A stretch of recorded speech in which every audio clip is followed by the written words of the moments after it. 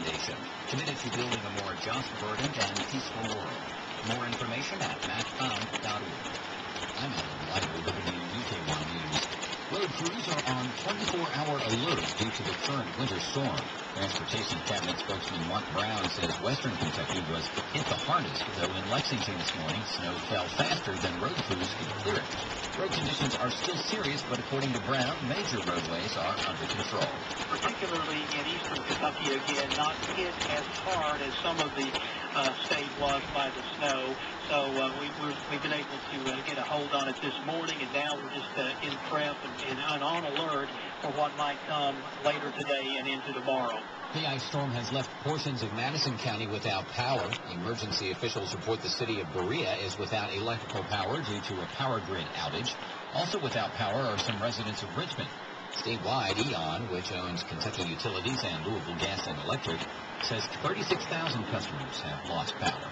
In his annual State of the Merged Government address, Lexington Mayor Jim Newberry has invoked the Dickensian "it was the best of times, it was the worst of times" line to describe both the challenges and opportunities that the city faces in the coming year.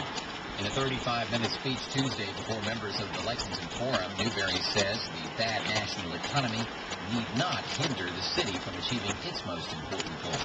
Undoubtedly, our financial challenges must be addressed first, but there are also challenges associated with the President's economic recovery package and with the all-tech FEI World Equestrian Games, which merit our attention as we consider 2009.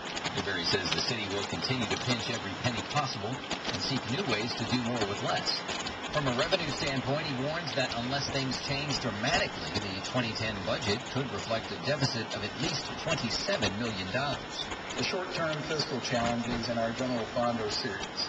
Even though the healthcare and education components of Lexington's economy are recession-resistant, our economy is not recession-proof. The next 12 to 18 months will not be easy, but we will endure. In the meantime, the city will keep its fingers crossed for federal infrastructure funds that Newberry says will create jobs. He's also encouraging community and business leaders to do everything possible to help Lexington get ready to host the all-tech FEI World Equestrian Games in 2010. A winter storm warning remains in effect until 7 o'clock tomorrow morning. Periods of rain, freezing rain, and sleet tonight, changing to snow after midnight. Snow and sleet accumulation around an inch with an overnight low of 32. Tomorrow, periods of snow and another inch of accumulation possible with a high of 28. That's the news from WUKY. From NPR News, this is All Things Considered. I'm Michelle Morris. And I'm Robert Siegel.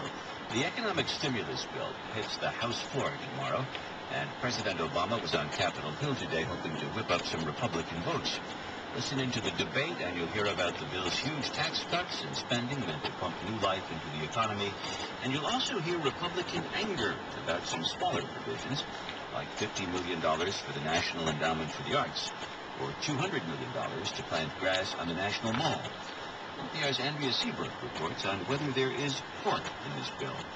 Democrats say this bill is clean. No special projects, no earmarks, no pork barrel spending. But if you listen to Republicans, you might ask, what's in a name? That which we call pork, by any other name, would smell as porcine. That's chock full of it. Jeff Flake of Arizona, perhaps the most pork-conscious member of the Republican Party. There aren't congressional earmarks, which is a good thing.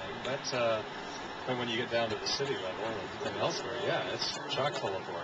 No earmarks in the bill means no members of Congress managed to get specific amounts of money doled out to special projects in their district. That's what's often called pork in big congressional spending bills.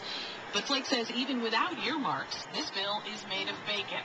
And not because of the Obama administration, says Flake. But because it's gone through the congressional Democrats, it's basically a grab bag for every program that they've wanted to see funded for years.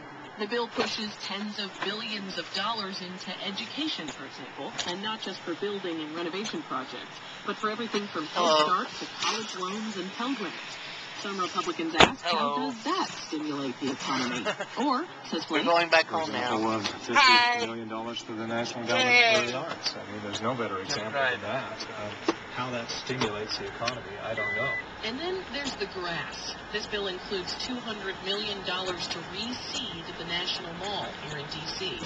So, according to Republicans, the bill is full of pork, right? No, pork in this bill. There is not a single earmark in this bill. House Appropriations Committee Chairman David Obey. Every cent of government spending goes through his office. We are trying to find every possible constructive way to put people to work.